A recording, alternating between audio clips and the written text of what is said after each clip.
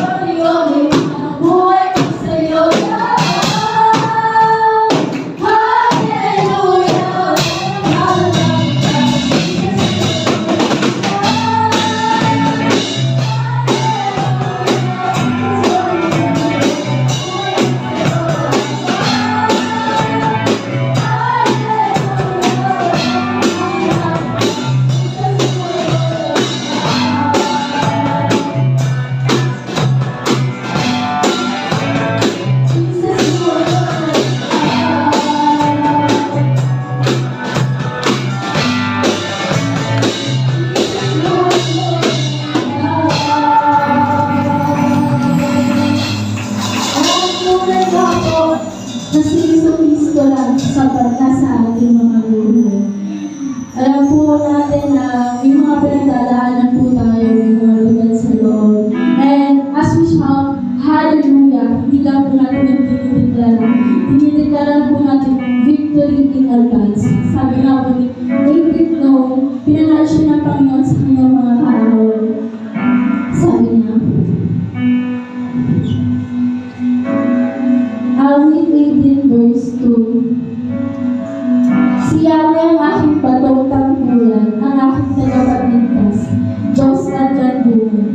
ba pag-ingat ko at aking sanggalan. Kaya tayo po nakakapag-hallelujah. Kasi meron po tayong matibay na sandigan. Kaya alam po natin, alaman po ang dumating, may Diyos tayong tapat. Siya nagbibigay ng pag-asa sa atin. Kaya patuloy po tayong kumawit o hindi po natin ating matibay na sandigan.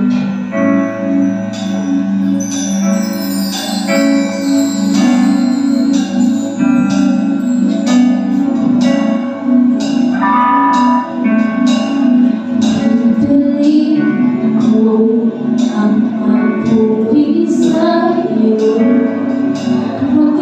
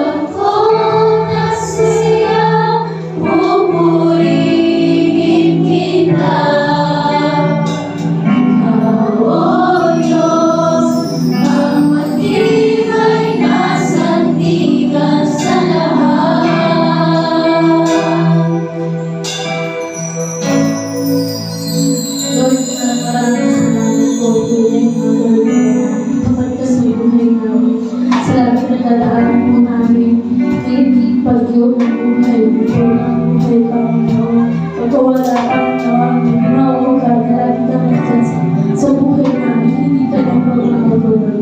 Tuloy na papay sa amin mga buhay. Salamat, Panginoon, sa biyaya mo.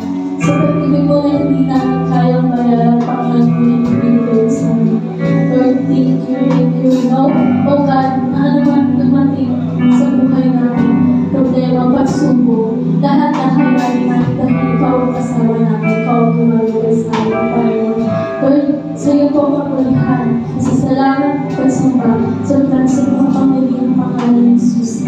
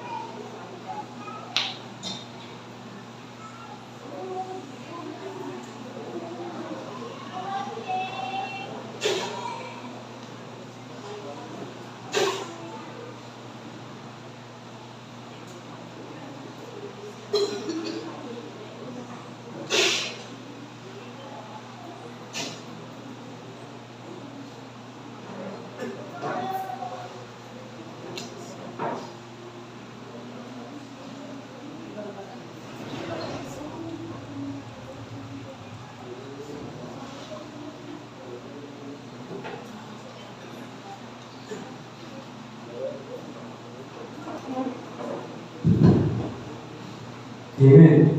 Hallelujah. Palakpakan po natin ang Panginoon. Hallelujah. Come on, clap your hands to the Lord. Hallelujah. Hallelujah. Kung pati po katabi ng utasa, you are Charito, blessed and highly favored. Hallelujah. Do you always believe that, mga kabiyaya? Do you always confess that? Amen. Do you confess that every day? Isip mo sa umaga, sinasabi mo ba na ako ay Charito, ako ay Pinagdala, ako ay Pinagdala. Amen? Gawin po natin ngayong umaga. Let's shout, I am Charito! I am Charito! I am blessed and highly favored! I am blessed and highly favored! I am a child of God! I am a child of God! Parapahan po natin ang Panginoon. Hallelujah! Hallelujah! Hallelujah! Today we're going to talk about wala yata. Nag-i-share pa ko yung bago. Okay. Today we're going to talk about the rational giving. Okay? So, sa Tagalog, ang makatawirang pagbibigay ayon sa bigyan. Para ko bilang po tayo, nakaamoy tayo dito, pagbibigyan ko. Okay. Ang makatulirang pagbibigay ayon sa biyaya ng Diyos. The reason for grace-based giving. Before we begin, let's pray. Tayo kung lahat ay manalangin.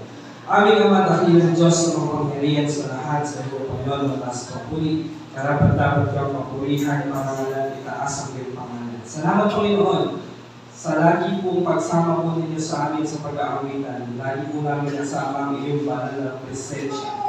Kahit saan man po kami pagpunta. Maraming salamat, Panginoon, dahil kami po ay napahayagan ng biyaya. Dahil doon, Panginoon, kami po ay masaya. Salamat, Panginoon, amin pong inatulubin po sa inyo ang aming pong mag-aaralan. Ano man po ang aking sabihin, gawin, magbigay ng kapulihan sa iyong marangal na pangalan. Sa iyong mataas at papuri sa pangalan ni Jesus, sa lahat ng sabi ng Amen. Para pangalan natin. Amen. At mga kabiyaya, pasensya po kayo sa akin po sa style po ako ay sibol. Baka po ako ay mapahing dito. Okay? Medyo malag po ako. Bakit kailangan natin pag-aralan ang makatuwirang pagbibigay? Okay? Dahil meron din pong hindi makatuwirang pagbibigay. Merong makatuwirang pagbibigay at merong hindi makatuwirang pagbibigay. There are two kinds of giving. Number one is known as law-based give. Give that you may be blessed by your words.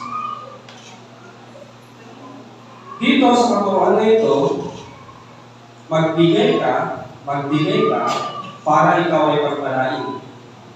Sino po dito ang galing sa mga mixed churches? Yan, marami po. Kahit ako po. Ang hamon ng mga pastor sa mixed church ay hinahango po sa Malakay 3:10. Okay, napag-alala na po natin ito. Melchizedekian blessing po tayo. Malakay 3:10, ang sabi po sa Malakay 3:10, mga sa mixed church, kabisado ko kasi bawat offering natin sinasabi ito. Malakay 3:10, ang sabi po doon, magbigay kayo sa Panginoon. At pag hindi kayo nagbigay, susumpayin kayo. Pag nagbigay kayo, bubusan ng turuwakan ng langit at ibubuo sa inyo ang masaganang pagpapala. Pero pag hindi kayo nagbigay, anong susunod doon?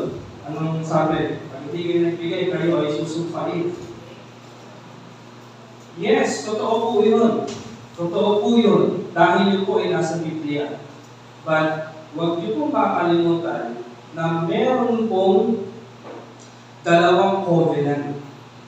Okay? Old Covenant at New Covenant.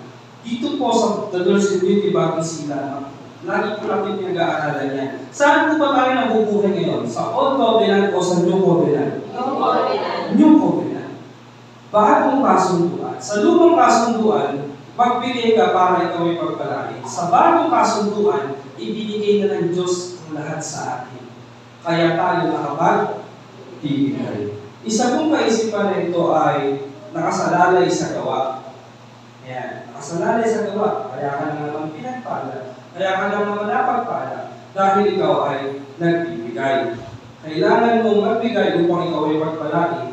Isang uri ng pagbibigay na mababasa po sa kautusan. Yan po yun. Law-based giving.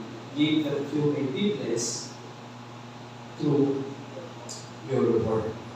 Ito po ay hinango nila mula sa lumang kasunduan at pilit na isinasama sa bagong kasunduan. Okay? Nakalagay po sa lumang kasunduan, pilit po nilang isinisiksik sa bagong kasunduan. Okay? Yung po sa lumang kasunduan. Meron pong bagong kasunduan. Kung tayo po ay mananatili sa lumang kasunduan, hindi na dapat nagkaroon ng bagong kasunduan. Intindihan? Wala dapat tayo mababasa sa Biblia na Old Covenant, New Covenant, Old Testament, New Testament, kung tayo po ay dapat mamuhay sa lumang kasunduan. Bagong kasunduan, alam naman natin na may lumang kasunduan at bagong kasunduan at tayo po ay mamuhay sa bagong kasunduan at hindi na po basta-basta bagong kasunduan. Nang dumating po ang ating Panginoong Yesus, at siya ay namatay, nagsimula na po ang bagong kasunduan na ang tawag po natin ay Better Covenant. At nandito po tayo ngayon sa Better Covenant. Okay? Pero naman pong pangalawa, grace-based giving. Give because you are blessed through Christ finished work. Ito naman po ay naaayos tinapos sa gawa ng ating Panginoong Yesus sa ilalim ng bagong kasunduan ng Diyos Ama. Magbigay dahil ikaw ay pinagpala na. Tayo po ay pinagpala na. Amen? Para sa mga kamay ng pinagpala na. Amen, palakpakan natin. At normal po sa atin. Normal po sa atin, dahil tayo ay pinagpala, normal din po sa atin ang magbigay. Dahil tayo ay pinagpala. Tayo po ay nakapagbibigay dahil tayo po ay unang pinagpala. Ano po ang mauuna? Inhale o exhale? Inhale. Subukan natin. Kasi kung wala kang inhale, exhale. Subukan po natin. Inhale, harap sa katabi, exhale. Paano ito matawa? Ulitin natin. Inhale, harap sa katabi, exhale. Diyan yung mga una yung nag-toothbrush pa siya. Kasi sobrang excited nyo mag-church, makalimutan nyo mag-toothbrush. Amen? At inhale po muna, bago po tayo nakapag-exhale. Ibig sabihin po, pinagpala po muna tayo ng Diyos, kaya po tayo nakapag-ibigay. Kasi kung hindi mo pinagpala, kung wala ka naman, anong ibibigay mo? Wala. Wala po. Kung wala ka naman, ano ang maibibigay mo? Wala. So, nauna, pinagpala tayo ng Diyos, kaya tayo nakapag-ibigay. Sa mga tuwid, kaya ka mayroong in-exhale dahil mayroong kang in-inhale. Kaya makapag-ibigay tayo dahil ikaw ay napagpala. Para kung Dead Sea. Ano niyo po kung yung Dead Sea? Ito po siya. Ang tubig ng Dead Sea ay nanggagaling po sa Sea of Galilee. Tumatawid po ito sa ilog Jordan River. Papunta po ito sa Dead Sea. At pagdating sa Dead Sea, wala na pong wala nang palabas. Naiipon lang doon ng tubig. So, kaya po siya tinawag na Dead Sea. Dahil siya po ay tagatanggap lang. Hindi na po siya nakapagbibigay ng tubig sa kung anuman. Kaya po siya ay Dead Sea. Wala pong nabubuhay na na-creature. Sa sobrang alat po niya. Ang salinity po niya ay mas mataas po ng 10 times sa normal na dagat. Di ba? Pagkakamalaw ko sa dagat, ang alat-alat na, di ba? Pero ang Dead Sea ay 10 times pa. Kaya pag tumalon ka po sa tubig na ito, ay hindi po ikaw lulubog sa sobrang alat. Search po ninyo, makikita po ninyo, may mga tumatalon po dyan. Hindi ka po lulubog dahil ng sobrang alat. The implication that the deadest thing in the world is when you do not share your Dead Sea. Itong Dead Sea, hindi po siya nag-share ng tubig. Kaya, naiipon lang po sa kanya ang tubig, naiipon. Nag-evaporate lang, kaya siya ay nababawasan. Sobrang alat na. Wala pong nabubuhay sa kanya ng isda, ni mga halaman na nabubuhay sa ilalim ng tubig, diba, mga coral fish, wala po. Ang tubig lang ang sobrang alat. Kaya po siya tinawag na Dead Sea. Kung ikaw ay tumatanggap ng pagpapala at hindi ka nagbabahagi ng pagpapala, ang tawag sa iyo ay Dead Sea. Okay, yan. Tanong, Dead Sea ka ba? Okay, so hindi po tayo dead. Okay? Dead Sea. Kung ikaw po ay tumatanggap ng pagpapala at hindi ka nagbabahagi ng pagpapala, pwede ka pong tawagin Dead Sea. Kaya tingnan mo ang itsura ng tingnan mo ang itsura parang dead. Alam niyo naman bakit hindi nila. Alam niyo naman ang mga itsura ng mga madakot. Hihirapan ako sabihin. Wala akong mahanap na magandang kami. Di ba? Alam mo yung itsura ng sabihin na natin, tayo magkakapag naman na dito. Sabihin natin, yung itsura ng madama, hindi makikita ko ba? Tama ba ko ako mali? Hindi makikita mo ba? Why? Bakit hindi makikita mo ba? Dahil hindi niya po na-experience kahit kailan kung gaano masaya ang magbigay. Kung gaano masaya magbigay. Ano po ba sabi sa Biblia? Alam niyo kung ano sabi sa Biblia? It is more blessed to give than to receive. Sa Tagalog, mas mapalad ang nagbibigay kaysa sa tumatanggap. Mas masaya po ang taong mapagbigay. kaysa doon sa taong nakakatanggap. Yun po mga kabiyaya, na-experience po natin yan sa biyaya ng Diyos. Tayo ay natutong magbigay, kaya tayo po ay hindi mukhang dead. Tayo po ay masaya. At bukod dyan, mas masaya ka pa kaysa doon sa binigyan mo. Dahil totoo sa Biblia, it is more blessed to give than to receive. Yung po ay nakalagay sa Biblia. Kung ikaw po ay natutong magbigay, ang mukha mo ay maaliwalas. Diba? So, kayo na bahala. Pero huwag naman kayo mamusga. Pag nakita nyo, samba ako ng bato, madami siguro. Hindi naman dapat kayo. So, minsan kasi may mga mukha talaga malungkot.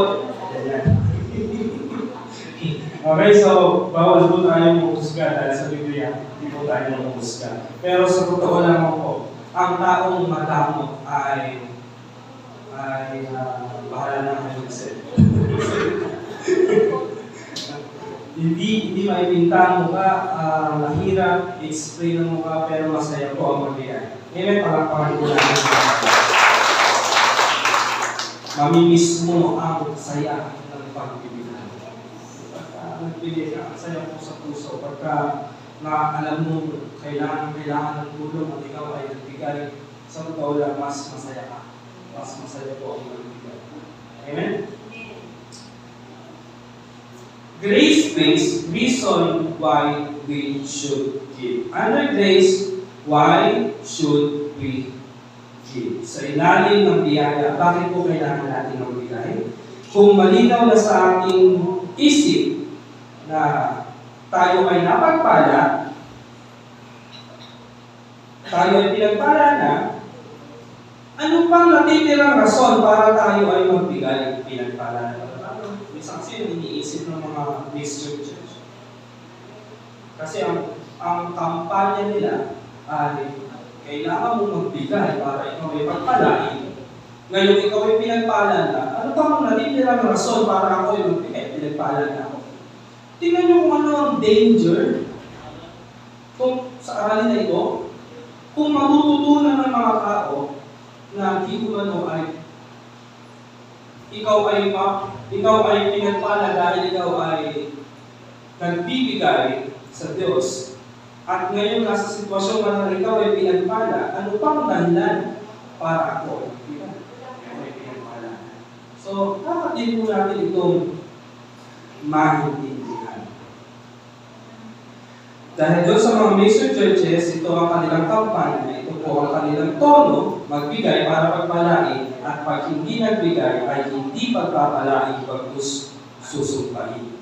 Kaya tingnan po natin, kaya ang tingin po nila sa pagbibigay ay susi sa pagpapala. Ginagawa nila na parang paluwagan ng Diyos. Good. Nagbigay na ako, nagbigay na ako, ako naman ang sasakot. Ganyan ang sistema. Nagbigay na ako, ito 10%, nagbigay na ako. Almost, itong taon na ito, natapos ko, 10% Lord, ako naman ang sasakot next year, nagawa natin paluwagan. At bukod doon, naapektuhan po ang ating puso. Kaya ka lang po nagbibigay, dahil ang gusto mo ikaw ay pagpalain. Yun po ang tirada ng kautusan. Okay? Tayo po ay nasa bago ng kasunduan.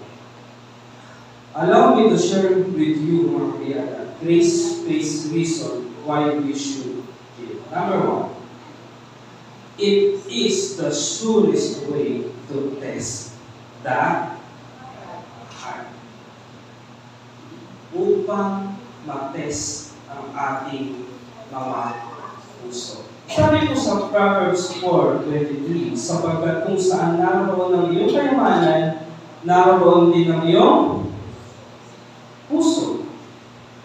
Okay? Kaya ang tanong ko ay ito. Natin sa ating mga sarili. Ay, di ba na ilagay? Ang tanong po, where is your treasure? Nasaan ang iyong kayamanan? Okay?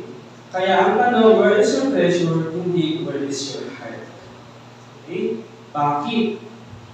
Bakit? Bakit yan? Dahil sabi sa Bible, Proverbs 4, sa Matthew 6:21. May updated ba yun? Sabi sa Matthew 6:21, sapagkat kung saan naroon ang iyong kayamanan, naroon din ang iyong puso. At sabi po dito, where is your treasure? Nasaan ang iyong kayamanan? Dahil kung nasaan ang iyong kayamanan, nandoon din ang iyong puso. Kaya ang tanong, where is your treasure? Where is your heart? Hindi po, where is your heart? Dahil dapat ang inanong natin, where is your treasure? Dahil kung nasaan ang iyong kayamanan, naroon din ang iyong puso. Kapag nalaman mo kung nasaan ang iyong kayamanan, doon mo makikita ang iyong puso. For example, alam mo kung meron po dito, hindi ko pa nakikita. Napansin niyo ba na may mga kapatid kapag ang isang tao ay maraming dalang pera sa bag, hindi mawalay sa kanya yung bag. Hindi mawalay sa kanya yung bag. Minsan, kapigaya, tara. Magpapicture tayo, iwan niyo muna yung bag mo sa isang tabi. Iwan yung bag, meron tingnan namin sa bag. Tingin sa camera, smile. Sarili ko. Ayaw alisin ang mata sa bag dahil natin ang kanyang kayamanan. Ang dami dito ng pera. Dahil lahat doon ang kanyang kayamanan, nandun ang kanyang puso. Okay, dahil ayaw mawaglit sa kanyang mata ang kanyang bag dahil nandun ang kanyang kayamanan. Ganon din po tayo, mga kaibigan. Itanong po natin, where is your treasure? Nasa ang iyong kayamanan? Dahil kung nasa ang iyong kayamanan ay nandun ang iyong puso. Kung ang kayamanan mo ay nasa pamilya mo, nandun ang iyong puso. Kung ang kayamanan mo ay nasa simbahan, nasa Diyos, nandun ang iyong puso. May palakpakan po natin. Kung ang kayamanan po natin ay nasa Diyos, ang puso po natin ay nasa Diyos. Okay, next. Sabi po sa Proverbs 4:23, guard your heart with all diligence. Ano muna? Guard your heart with all diligence, for out of it are the issues of life. Yan. Napakahalaga na bantayan po ang puso. Baka ito po ay masyado nakatuon sa mga material, nakatuon sa mga pinansyal. Tandaan, mga kabiyan, mahalaga po ang pera. Pero ang pera po ay bahagi lamang ng buhay ng tao. Okay? Bahagi lang siya ng buhay ng tao, pero hindi siya ang buhay ng tao. Ang tawag po dyan ay isa sa mga kalaban ng Diyos, mammon. Dito Diyos ang pera. Okay? Yan ang pangunahing kalaban ng Diyos sa mundo ito. Yung Diyos na po nila ang pera. Okay? Marami pong magkakataon dahil sa pera, dahil sa trabaho, napagpalit ang ministeryo, hindi na nakapag-church, hindi na nakapag-likod sa Diyos dahil sa pera. Okay? Yan po ay idolatry. Kaya maganda po na siyasatin din po natin ang ating puso kung nasaan. Okay? Mamaya tayo ay naliligaw na ng gusto. Kung minsan dahil sa labi ang puso ng tao ay hindi na tayo papalayo sa Diyos. Kaya ang kinakailangan ng tao na siya ay nasiyasatin niya ang kanyang puso, testing ang kanyang puso. Kaya ang pinakamagandang pang-testing ng puso ay ang pagbibigay. Okay? Where is your treasure? Sabi po sa 2 Corinthians 9:7, each man should give what he has decided in his heart to give, not reluctantly or under compulsion. For God loves a a cheerful giver. Ito na po ang pagbibigay natin sa ilalim ng bagong kasunduan. Each man should give what he has decided in his heart. Puso po ang labanan ngayon sa pagbibigay. Puso. Ano ang desisyon ng iyong puso? Not reluctantly or under compulsion, hindi pinipilit, hindi dinakalingan na, magbigay kayo, pag hindi kayo magbigay, susumpain kayo, marinig nyo pa kang magturo kami ng gano'n. Kaya yan, kaya nawala ka sa trabaho, kaya ano yung negosyo, hindi ka kasi nagbibigay. Marinig nyo kami magturo, kasi ba, gano'n ang turo namin? Babay tayo sa lumang kasunduan? Hindi po mga kabiyaya. Ito po ang tulong ngayon. Ang 2 Corinthians, di ba, nasa Old Testament, nasa New Testament? New Testament. 2 Corinthians 9:7, New Testament po yan. Each man should give what he has decided in his heart to give. At under grace, with his second blessing, yun po yung ating pinag-aaralan. Yung 10% ibigay po ni Abraham bilang pagsamba sa Diyos. Ang nagpapasya sa pagbibigay ay ang puso. Number 2, it is the easiest way to appreciate people. Ang pagbibigay ay isa sa pinakamadaling paraan para maka-appreciate ng tao. Sample, na-appreciate mo ang service ng waiter. What do you do? Kumain kayo sa isang kainan. May waiter, ang galing. Bago nag-serve sa iyo, tumatapil-tapil pa. Ang galing niya. So, siyempre, dahil ikaw ay na-appreciate mo siya, bibigyan mo siya ng tip. Tama? Appreciation po ang tawag ko. Bakit natural sa iyo ang magbigay ng tip? Kasi, nasiyahan ka sa kanyang service. Pero kung kwento dito na isang magandang istorya sa Biblia. Mark 14. Nababasa po natin kung paano in-appreciate ni Mary Magdalene si Jesus sa pamamagitan po ng kanyang service, sa pamamagitan ng kanyang giving. Best service, sinugasan niya ang paa ni Jesus ng kanyang luha, pinunasan ng kanyang buhok, at hinalikan pa ulit-ulit, binuhusan po niya si Jesus ng mamahaling pabango. Nasabi sa istorya ang halaga ay katumbas ng mahigit 1 taong sweldo. Napakagandang appreciation. Kayo ba? Kaya niyo ba ibigay sa Diyos ang higit 1 taong sweldo? Hindi. Hindi natin kaya. Pero ito, si Mary Magdalene ay naibigay niya ang mahigit 1 taong sweldo. Bakit? The question is, bakit niya iyan nagawa? Yun ang tanong. Bakit niya nagawa? Tingnan natin yung story. Mark 14:3, nasa Betania noon si Jesus sa bahay ni Simon na may ketong. Habang siya kumakain, dumating ang isang babae na may dalang isang sisidlang alabastro na puno ng makapal na puno ng napakamahal na pabango.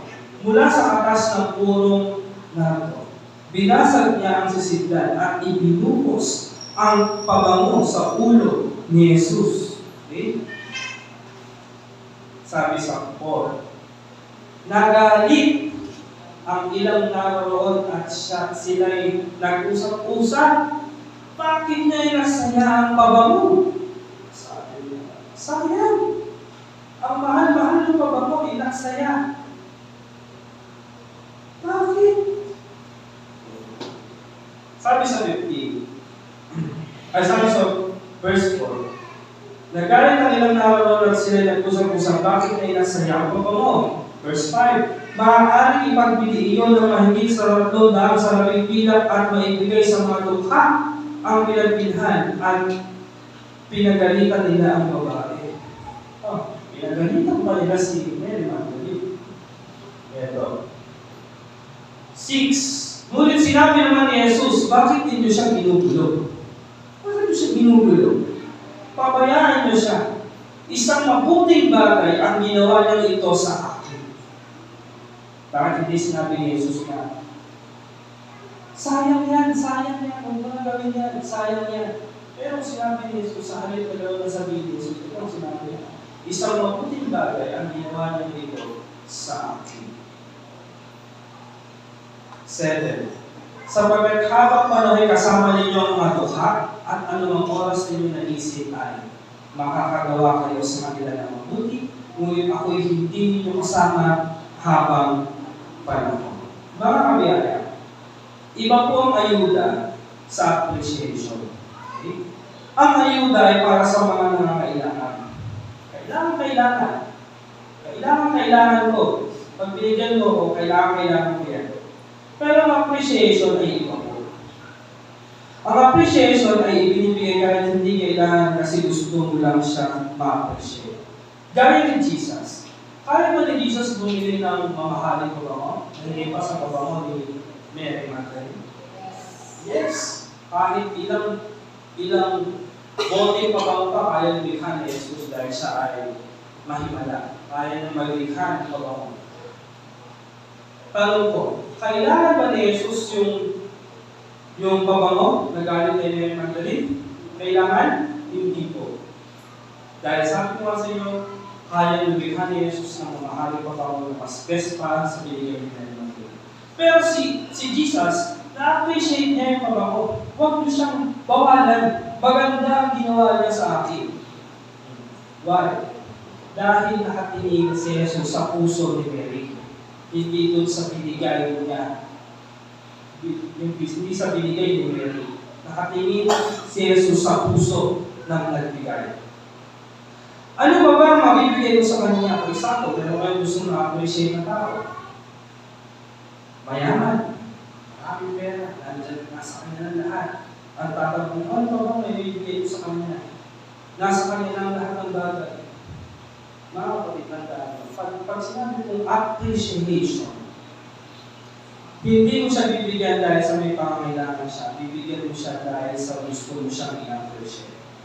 Kahit na isang bilyon ang kanyang sapatos, kung gusto mo siyang i-appreciate at bigyan ng sapatos, wala naman siyang magagawa.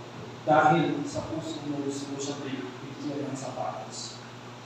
Nagdesisyon ng iyong puso at dapat po natin yung pahalagahan ng mga nangyari. For example, ibigay sa inyo isang bagay. Ang gamit mo ay hindi na kumasa sa iyo maparador. Pero, ang regalo sa iyo ay damit pa rin. Huwag ka nang magreklamo dahil ang desisyon ng puso na nagbigay sa iyo, bigyan ka ng damit. Maging masaya tayo. Hindi yung, ano ba yun? Umawag ko lang, makakabaan.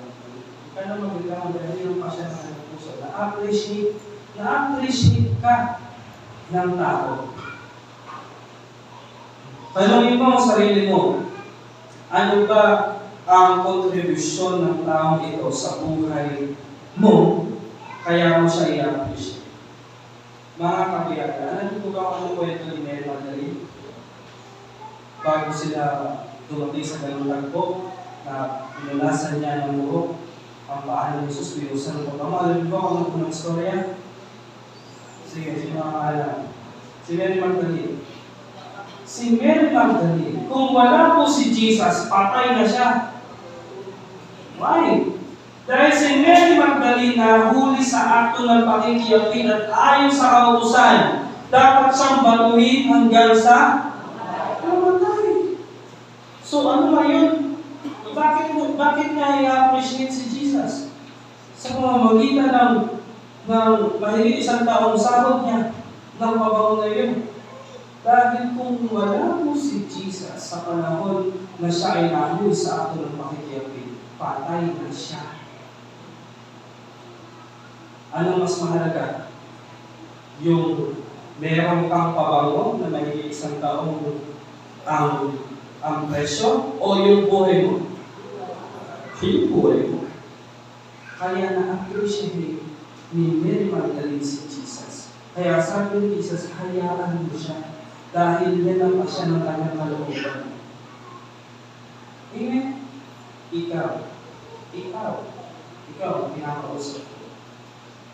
Kung wala po ang ating Panginoon Jesus, tayo ay bubulusok sa impyerno. Salamat sa biyaya ng Diyos. Salamat sa pagkamatay ng ating Panginoon Jesus. Tayo po ay nalista sa aklat ng buhay at magkakaroon ng buhay na walang hanggan. Amen. Parapahan po natin ang Panginoon. Ayan, tanong mo sa iyo mo. Dapat ko bang i-appreciate ang Diyos? 100% yes. Ang daming ginawa ng Diyos sa ating mabubuting bagay. Unang-una yung niligtas tayo ng Diyos, tayo ay bubulusok dapat sa impyerno dahil ang kabayaran ng kasalanan ay kamatayan. Si Jesus ay namatay upang bayaran ang ating kasalanan, kaya tayo pupunta sa langit. Wow! Kaya dapat po natin siyang i-appreciate. Kayo, depende po sa inyong puso kung ano po ang desisyon ng inyong puso. Tinatawag namin kayo para maglingkod, maging usher, magiging paligid kayo. Ba't ako? Yung iba na lang. Tinatawag kayo para mag-pray. Ba't ako. Kapatid, kung ano man po ang kaya natin gawin dito sa lupa, nakakapagturo kami, nakakapagturo iba, nakakapagturo. Kung ano man po ang kaya gawin natin dito sa lupa, hindi pa po yan naakot sa 1% ng ginawa ng Diyos sa atin. Pagdating sa pagbibigay, hindi po natin kaya talunin ng Diyos. Amen? Parapakan po natin ito. Tanungin mo ang sarili mo, ano ba ang contribution ng tao nito sa buhay ko? Nagawa ba si Jesus sa buhay mo? Amen. Maraming nagawa si Jesus sa buhay. Tanungin mo ang iyong sarili sa mga tao sa paligid mo na ano ba ang nagawa ng tao nito sa buhay ko? Ang kapatid mo, ang bahay mo, i-appreciate mo po sila.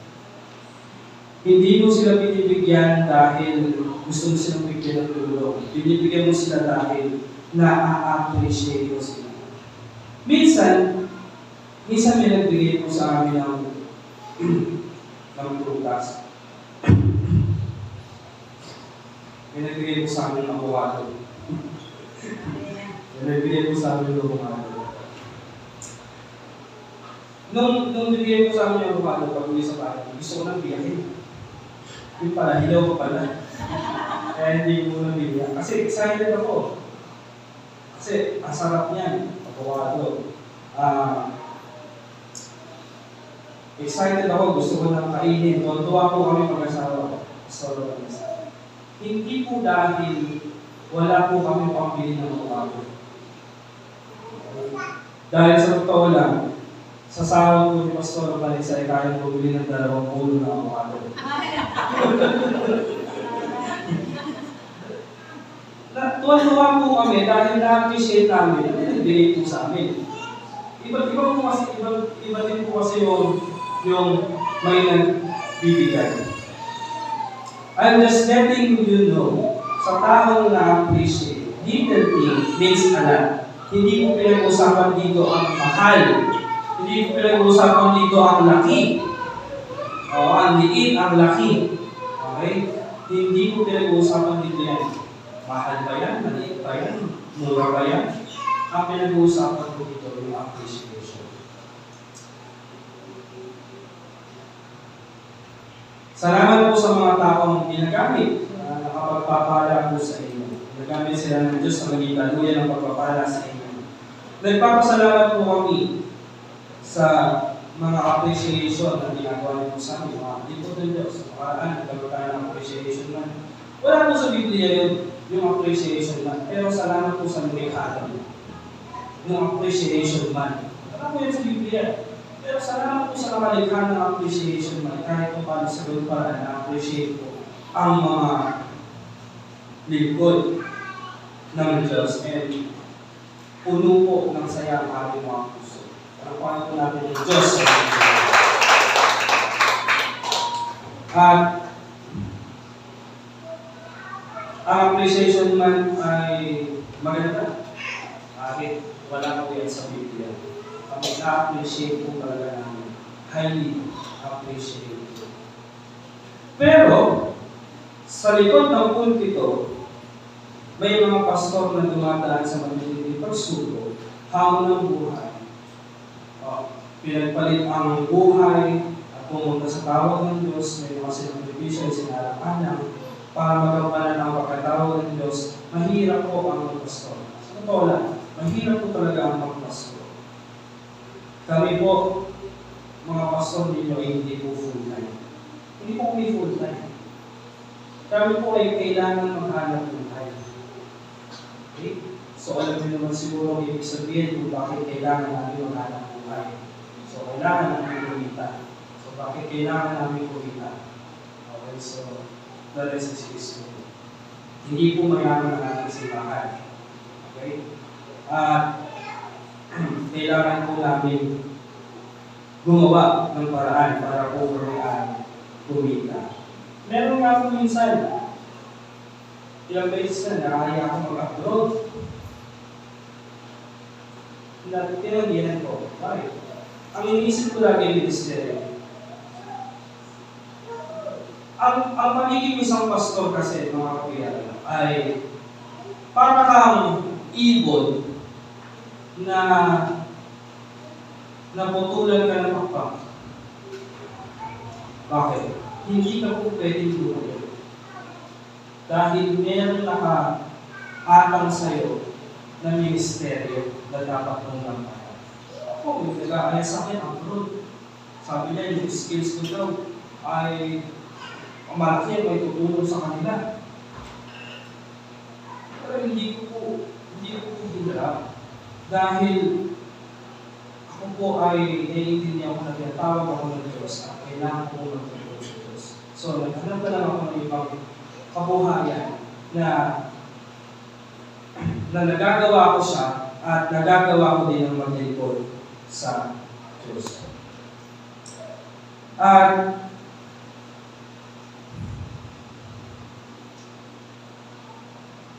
baka po nais ng puso ninyo na ito ay subukan. Tingnan natin.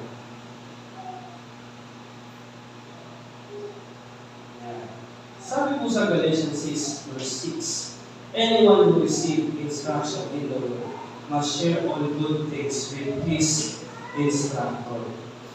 Maganda po ito sa Biblia Tagalog. Galatians 6 verse 6, ang nagtuturo ng salita ng Diyos ay dapat bahaginan ng mga pagpapalang tinatamasan ng mga tinuturuan. Grabe yung verse na yan. Tingnan nyo, bakit kailagay yung verse na yan sa Biblia? Dahil, mga kabiyaya, dyan sa verse na yan, makikita ninyo kung gaano din kahirap ang maging isang pastor. Ayan o, Galatians 6:6. Alam niyo ba, yung tinuturo ko po ngayon, sa ibang church, hindi po kaya ituro ng pastor ko. Mag-i-invite pa sila ng ibang pastor para ituro ito. Pero ako po mga kapiyaya, hindi po ako nahihiyang ituro. Hindi sa kapal ng mukha ko. Hindi baka sabihin, sa kapal ng mukha. Tinuturo yung ganito. Alam niyo mga kapiyaya, dapat po natin tanggapin na may verse po para sa inyo. Maraming verse para sa inyo. Tinuturo po namin. At mayroon din po verse para sa amin ng mga lingkod ng Diyos. Gaya po na ito, Galatians 6:6. Ang nagtuturo ng salita ng Diyos ay dapat bahaginan ng mga pagpapalang tinatamasan ng mga tinuturuan. Hindi naman sinabing, wala po akong sinasabing amang, wala po akong sinasabing kung ano ang ibigay niyo sa amin. Yung little appreciation ay malaking bagay na po sa amin. Okay? Pero sabi po dyan, dapat bahaginan ng mga pagpapalang tinatamasan ng mga tinuturuan. Alam niyo, madaming pastor, hirap po itong ituro, yung verse na yan. Mag-i-invite pa yan ng pastor para may ituro yan. Pero ako po ay hindi. Why? Dahil sabi sa Biblia, dapat ang manggagawa ng Diyos ay walang dapat ikahiya tapat na nagtuturo ng katotohanan, walang kinikilingan, walang pinoprotektahan at servisyon totoo lang. Nagsiservisyo lang kami ng totoo, tinuturo namin ang salita ng Diyos. Meron pong verse para po sa inyo at meron din pong verse para sa mga pastor. Ang nagturo po na po si Pablo. Sabi ng Apostol Pablo, ang nagtuturo ng salita ng Diyos ay dapat bahagian ng pagpapala na natakasan ng mga nagtuturo. Nakalagay po dyan mga kapiyaya ay dapat. Dapat. So, pag sinabing dapat, ano dapat? Dapat gawin. So, dapat gawin. Dapat gawin. Dahil sa Biblia, dyan po ang sinasabi. Sa palagay ninyo, bakit inilagay ito? Dahil parang may something na kailangan. Okay, so, mga kapatid, love your pastors. Appreciate your pastor. Kahit sa simpleng yung nagjo-joke siya sa harapan, tumawa naman kayo pag nagjo-joke yung pastor. Pag nag-joke yung pastor, siya naman tumatawa parang wala kayo. Tumawa kayo ng malakas, pagpagulong-ulo yung iba. Para ma-appreciate, para maging masaya din yung pastor pagka nagjo-joke. So yung mag-abig-abig pa yung iba, tumatawa. So, bitter appreciation, yun yung sinabing pamanahan nyo kami ng lupain. Hindi po ganun. Hindi lang po tungkol sa pera. Mga kabiyaya, hindi lang po tungkol sa material na bagay. Yung simpleng pagbaba ng pastor, i-appreciate nyo siya, pastor. Ako po ay natutuwa sa inyong mensahe. At sa sobrang ganda po ng mensahe ninyo, nakakatulog ako. Alam niyo mga guys, yung simple, ang ganda po ng mensahe. Tutuwa po sa mensahe. Tutuwa po sa nalaman po namin ngayong araw. Ay isa na po yung malaking appreciation. Ay kami po ay nabubuyan po pagka nag-aaral po sa salita ng Diyos. At hindi po basta-basta pag-aaral ang ginagawa namin dahil ito po ay napaka-importanting bagay. Dahil pag nagkamali po kami na tinuturo sa inyo yung malaki po kami pananagutan. Malaki po ang pananagutan namin. Kung kami natuturo na dapat ang kulang si Kristo, kailangan bumat tayo, kailangan magpakabuti kayo para kayo maligtas, mga po pananagutan namin. Hindi po yun nasa Biblia. Nasa Biblia, si Kristo ay sapat na. Tinapos na gawa ni Kristo na matay sa krus ng Kalbaryo o Pilipinas. Amen. Pagpakan natin. Ito po ang verse. Okay. Ulitin ko may verse po para sa inyo. May verse din po para sa akin. Dapat po natin maintindihan. At ako po ay hindi po nahihiyan ituro sa inyo dahil ito po ay nasa Biblia. At bilang lingkod ng Diyos, bilang tagapagturo, kailangan po po ituro. Okay. Hindi sa itong pastor ito, makapalunuhan. Hindi po ganun. Po ay nasa Biblia. At dapat po namin turo, walang kinikilingan, walang pinoprotektahan, walang nilalakawan. Kundi dapat po natin pag-aralan. Servisyon totoo lamang.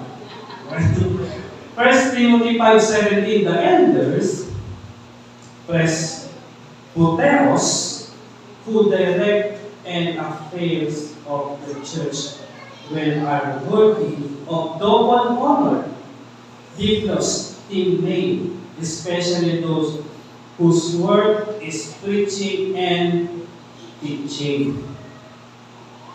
Ito po yung ibang version, TEV. The elders who do good work as leaders should be considered worthy of receiving double pay, especially those who work hard at preaching and teaching. Nasa Biblia. Okay? So, yan po talaga ay nasa Biblia. Maliit, malaki, o kung ano man, uri ng appreciation ay ibigay po ninyo sa inyong mga pastor. Pasayahin niyo po sila. Huwag niyo po silang istresin. Diba? Pag masaya sila, mga kabiyaya, magiging healthy sila. Pag naging healthy sila, hahaba ang buhay nila. Pag humaba ang buhay nila, hahaba ang pagsisilbi nila sa iyo. Kaya yun yan, para din para sa iyo.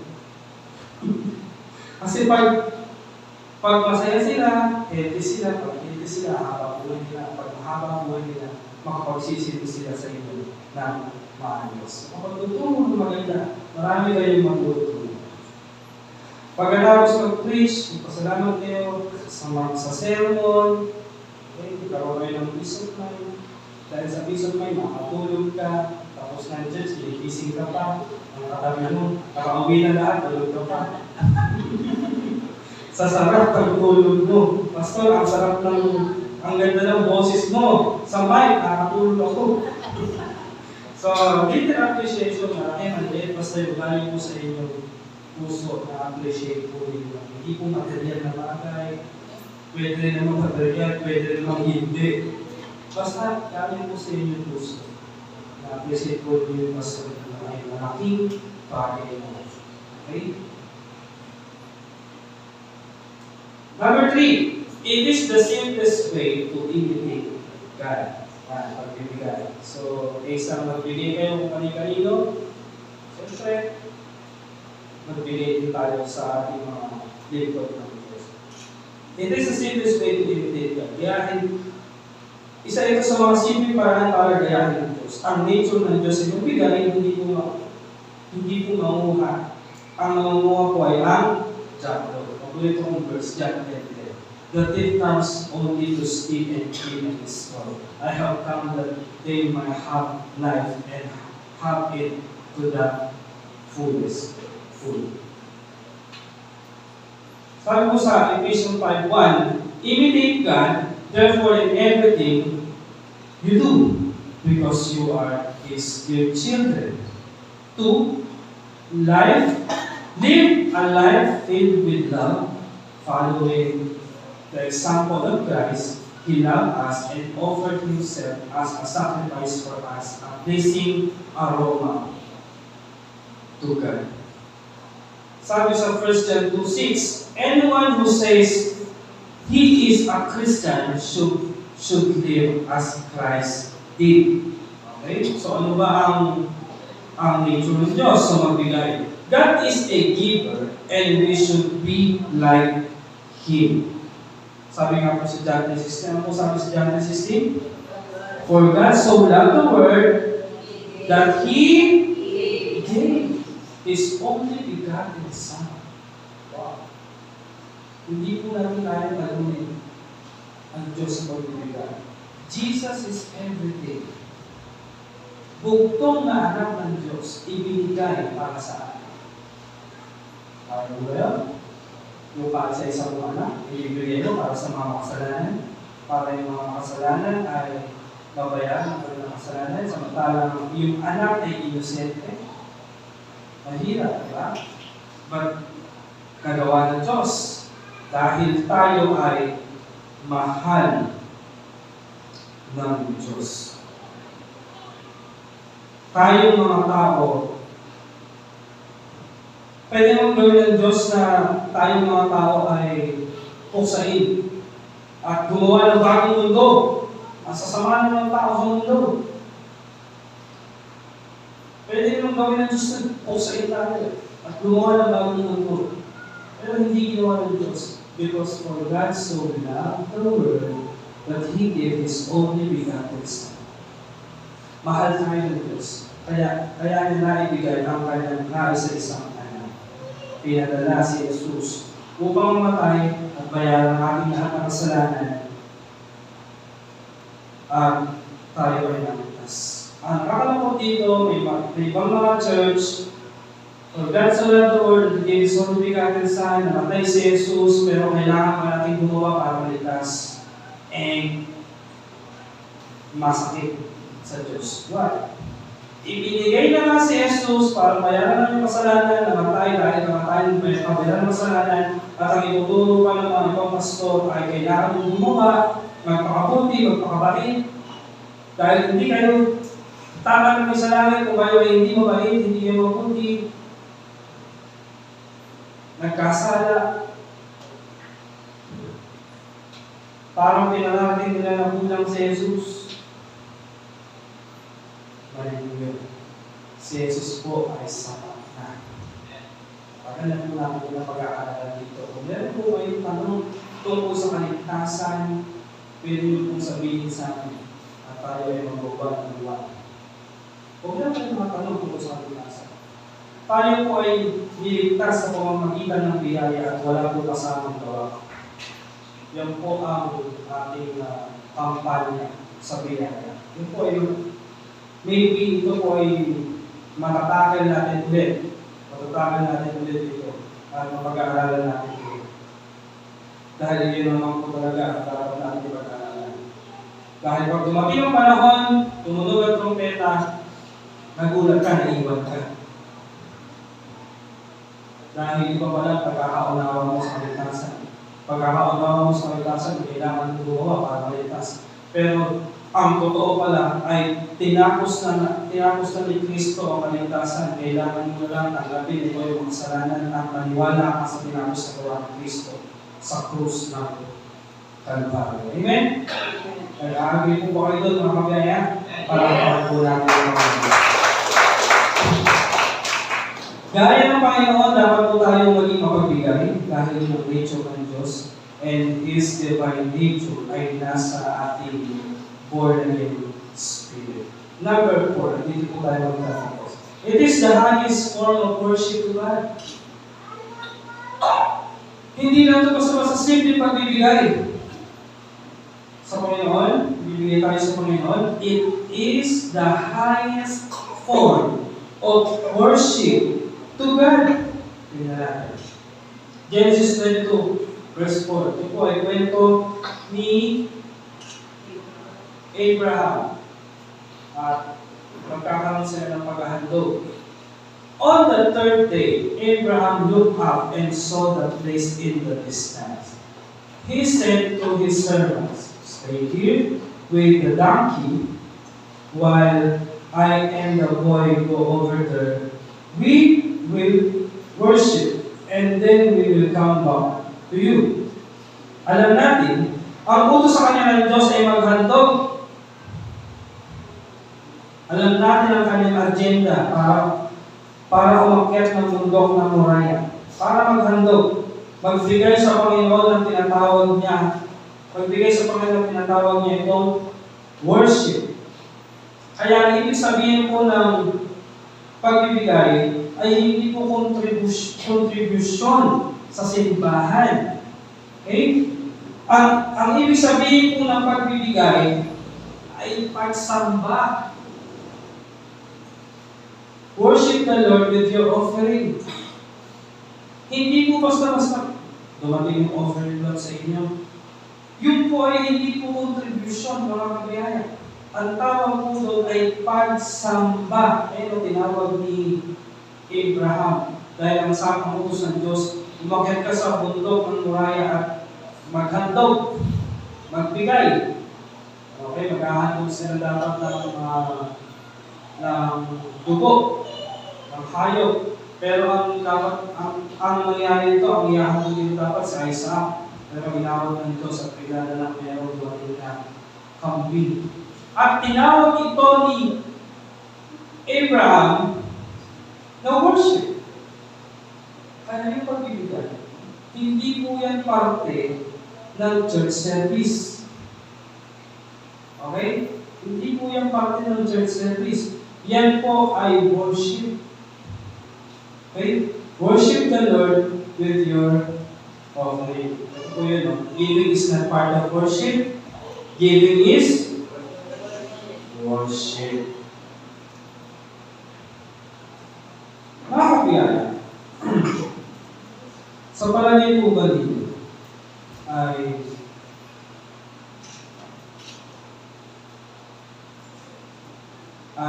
kailangan ng Diyos ang ating pera?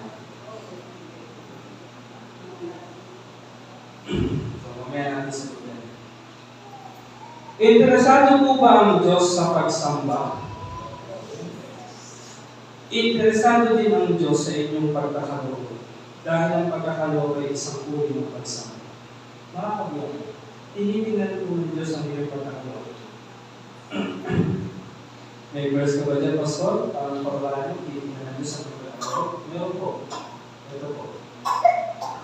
Marcos 12:41. Umupo siya sa tapat ng kapangyarihan at pinamasdan ang mga taong naguhulog ng salapi sa kapangyarihan. Sino yan? Si Jesus.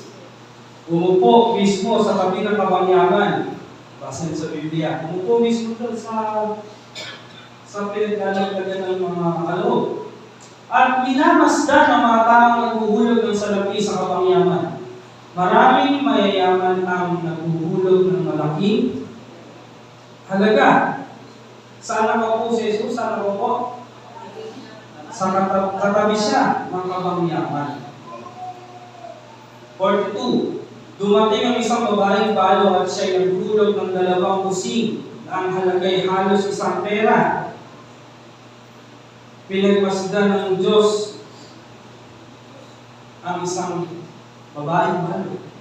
Okay? Pinalapit niya sa kanya ang kanyang mahalaga at sinabi sa kanya, "Katotohanan ang sinasabi ko sa inyo, na ang dokhang balang ito ay naghulog ng higit kaysa lahat ng naghuhulog sa kapangyarihan." Bakit? Makagaya. 2 kusing ang hinulog ng babaeng balo. Yung nilaglag ng mayayaman ay hindi po pumalo sa level ng worship. Noong mga panahon na yun ay under pa rin ng old covenant, kaya hindi pa namakatay si Jesus. Sabi sa 44, sapagkat silang lahat ay nagkulang mula sa kanilang kasaganahan, ngunit siya sa kanyang kasalanan ay inihulog ang lahat ng nasa kanya ang kanyang buong kabuhayan. Huwag natin ikumpara ang ating kaloob sa iba. Kaya, hindi naman pagka-operate tayo na. Katabi mo, sisilid ng 5,000 sa operate. O ang tawag yun, ay bulong. Samantalang isang katabi mo naman sa kaliwa ay lalagay ng 100. Hindi po natin dapat i-compare ang amount. Ay, beso-beso ng bulog ng 10,000. Samantalang ng 100, bakit to? Hindi po dapat natin i-compare yun. Why? Ang dapat po natin i-compare ay yung capacity to give. Capacity to give. Yung kapasidad kung magbigay. Yun dapat ang i-compare natin. Hindi mo alam, baka yung bulog ng 10,000 ay kumikita pa ng 300,000 monthly. O, magkano dapat ang i-offer niya? Ha? 30. Kung nakita mo lang, 10,000. Ito namang isang daan. Kung nakita mo ng bulog, parking boy lang siya. Kung kumita lang siya ay 150 a day. 150 a week. Oh, kasi piso-piso lang din eh. Ha? 2 piso, 3 piso. Nakita mo, nagulong siya ng 100. Sa kapasidad ng pagbibigay, parang siya po yung panaw. Alam niyo, ang Diyos hindi po may nakatingin sa amount. Sa puso mo, nakatingin ang Diyos. Sa puso mo, nakatingin ang Diyos. Hindi po sa amount, hindi sa laki, hindi sa liit. Nakatingin ang Diyos sa puso mo kung paano ka magbigay. Yun po ang bagong pagbibigay niya. Ano ang desisyon ng iyong puso? Okay? Anong desisyon ng iyong puso? Mas bibilin ka. May nagbigay ng 2,000. Sa katabi mo, sa kanila, nagbigay ng 2,000. Tapos sa katabi mo sa kanan, nagbigay 100. Yung nagbigay ng 100, yun na lang pala lahat ang laman ng pera ng wallet niya. Maglalakad na lang siya pa uwi. Pagdating sa puso, mas gusto pa ng Diyos yung magbigay ng 100. Kagaya ng babae pa, dalawang kusina yung binigay, pero pinagmalaki ni Jesus ang kanyang pangalan. Yung nagbigay ng 2,000, kumikita pala siya ng 200,000 naman. Magkano dapat ang kanyang yung offering dapat? 20 o 2,000 lang ang binigay. So, hindi naman din yung masama. Hindi ko sasabihin na kayo ay susuntayin. Hindi po, dahil yun po ay old covenant. Old covenant po yan. Pero pagdating po sa puso, kailangan po natin siyasatin ang ating puso. Dahil sa Biblia, surplus giver give a tiny part of his excess out of obligation. At an all-out giver gives everything important to him out of worship. Two kinds of giver. When you give, people ask how much you give, while the Lord asks how much is left. Sa totoo lang po, hindi naman po kailangan ng Diyos ang pera natin. Really po. Hindi po kailangan ng Diyos ang pera natin dahil ang Diyos po ay mayaman. Okay? Ang Diyos po ay di naman niya kailangan.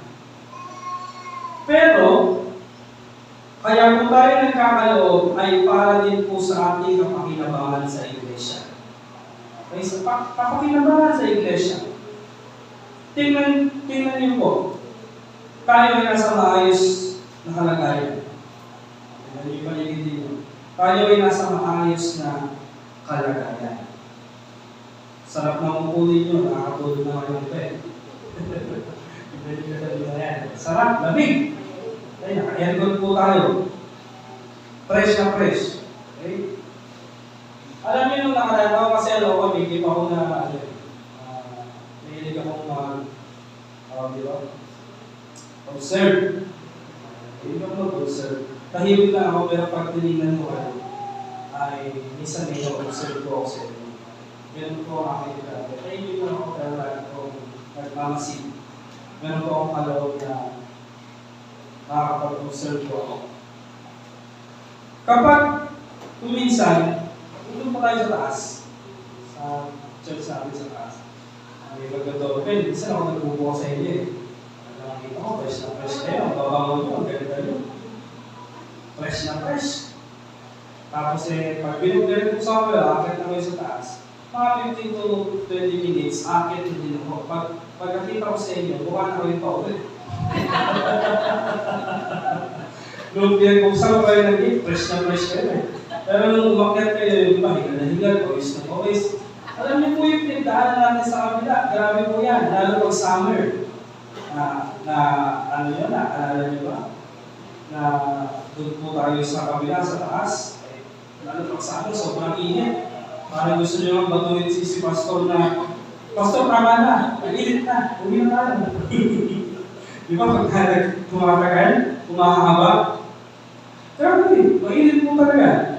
At pag-akyat ko, nakakot na master nyo kayo, ay para pa kayo pumasok sa construction. Kayo ay pawis na pawis at parang pauwi na, mukha nang pauwi. Magsisimula pa lang tayo. Pero ngayon po, ay nasa maayos po tayo kalagayan. Kagaya po noon, na-appreciate po natin na kahit sa sobrang hirap po, pinagdaan natin, mainit, maakyat kayo, yung iba hinihingal. Kaya napapansin ko tuloy yung mga matanda hinihingal sila ng todo hinihingal sila pag-akyat sa church. Ang kagandahan po ng mga kapiyagay, hanggang ngayon nandito pa rin po. Kung kahit mahirap po yung daan natin, sama-sama pa rin tayo. Yung po yung isa. Maybe merong iba na umayaw dahil may hirapan, init, meron po sa ganyan. Pero ngayon, mga kapiyagay, ang sarap po ng church natin ngayon. Malamig, takto ang aircon. Nakakatulog na nga ito sa inyo, sobrang sarap. Tinutulog na lang kami. Okay? Pero sa likod po ng kagandahan na ito, ay kailangan din po natin ang financial na pangangailangan. Hindi po ito limit sa inyo. Kailangan po din natin ang financial na pangangailangan. Hindi po para sa Diyos. Sa Biblia talaga para sa Diyos, pero sa ito po ay para din sa atin. Alam niyo, meron nga akong kaibigan pastor, nautupahan po sila ng church. Apartment. Alam niyo, sa kasamang palad, hindi po nagtuloy yung church nila. Kasi wala na silang makikita. Kaya yung tinuturo ko po ngayon, mga kabiyaya, ay isang mahalagang parte ng ating pagtitipon. Hindi po tayo dapat mangyari na gano'n. Okay? Yung iba po, walang church na sarili. Nasa ilalim ng puno. Pag may lumaglag na hantik, kakagabi mo sila ng hantik, ako nagtuturo ng pastor. May ganyan. Diba? Yung iba ay mag-church sa maingin na lugar, open space. So, hindi makapag-aral na maayos. Yung iba ay nasa ilalim ng sikat ng araw. Gusto ba? Sa ilalim tayo ng sikat ng araw. Pero tayo po ay nasa maayos at magandang kalagayan dahil sa wilaya ng Diyos. Amen? Palakpakan po natin. Ngayon po ay nasa maayos tayong kalagayan. Sarap, malamig, ang ganda. Tatlo ang aircon natin.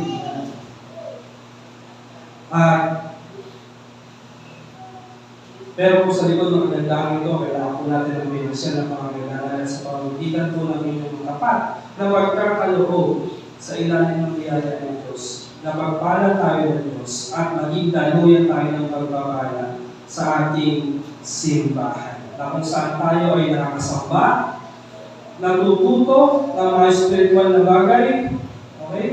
At marami pang bagay tungkol sa ating spiritual. Basta po rin yung Lord's community bagong silang. Talaga mga nakapili pa, pag umulan, talaga umiiwasan pa yung patak ng bubong, yung patak ng ulan. Okay? At tayo, kung umulan man, hindi natin ramdam. Umulan pa kami, pag-uwi na umulan. Diba? So, sobrang panatan natin sa lugar na ito. Okay? At salamat sa buhay ng mag-asawang Reyes. Palampakan natin ang Diyos sa buhay. Ginamit po sila ng Diyos. Pero huwag po natin ibigay sa kanila ang lahat ng pasahin sa church. So, pagpalain, tayo po ay pinagpala ng Diyos. Lagi po namin binamay dito na tayo ay mayaman. Mayaman. Amen? At mayaman. Huwag po natin ibigay sa kung sino pilitaw ng mga pasahin ng ating simbahan. So, sa pamamagitan po ng ating matapat na pagkakaroon, tayo po ay magtulungan. Sabi, wala ba din mo? Philippians 4:9. At buhat sa hindi nauubos sa kayamanan ng Diyos, ibibigay niya ang lahat ng iyong kailangan sa pamamagitan ni Kristo. Hindi po naubos ang kayamanan ng Diyos. Okay? Hindi po naubos ang kayamanan ng Diyos. At ito po ay pinamana sa atin. Pag-pray po ninyo, yung negosyo ninyo, yung trabaho ninyo, at naisip po ninyo, gusto ko magbigay sa Diyos. Naisip, says your heart, gusto ko magbigay sa Diyos. Gusto ko magpalagi ng Diyos na dapat naman po dahil tayo ay pinagpala ng Diyos. Amen? Darating yung panahon, magiging maayos, magiging maganda. At maybe hindi lang ganito ang mabuti natin. Hindi lumaki pa. Magamit ang ating mga kaloob. Gagamitin natin ito para ipakahit ang mensahe ng salita ng Diyos. Yun po ang kinakailangan na ating gawin. Okay? Palakpakan po natin ang Panginoon. The Lord asks how much is. Balikan po natin.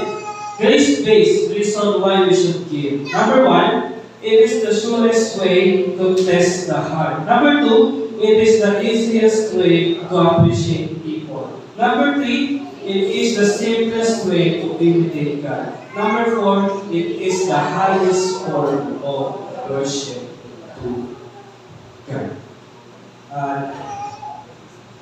Masarap po bang magbigay? Masarap po magbigay. Lalo pag naintindihan natin kung ano ang uri ng pagbibigay na dapat natin gawin. Hindi tayo nagbibigay para pagpalain, tayo ay nagbibigay dahil tayo ay pinagpala na. Pinagpala na po tayo kaya tayo ang pagbibigay. Yan po ang lagi nating ilalagay sa ating kaisipan. At ang ating big idea, in Christ, tayo ay grace-based giver. Para po natin dahil nga po tayo lahat ay tumayo. Okay?